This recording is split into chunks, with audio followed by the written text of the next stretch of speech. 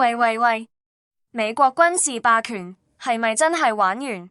如果你有留意新聞，應該知啱啱打完場美伊戰爭39日嘅衝突，表面上係美國同以色列一齊打伊朗，但結果呢？伊朗冇冧當不特止，仲炸咗美軍嘅中東基地，打穿咗個薩德系統，連北約班盟友都縮沙唔敢跟機。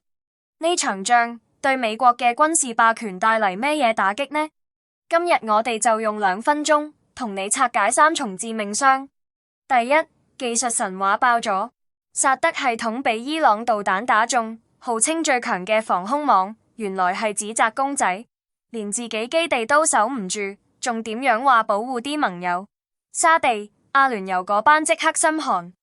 第二，北約盟友縮沙，歐洲個個都唔肯跟美國一齊打，原因好現實，佢哋唔想為咗美國搞到自己油價飆升，難民湧入，加上軍火喺烏克蘭戰場已經燒得8899，邊有子彈再打多場呢？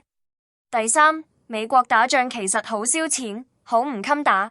伊朗用2萬到5萬美元一架嘅自殺式無人機，美國就要用幾百萬美元一枚嘅攔截導彈去打，呢個成本比例，打持久戰嘅話，美國經濟隨時被拖垮。背後仲反映一個大問題，美國工業空心化，要重新生產導彈，隨時慢過對手好多。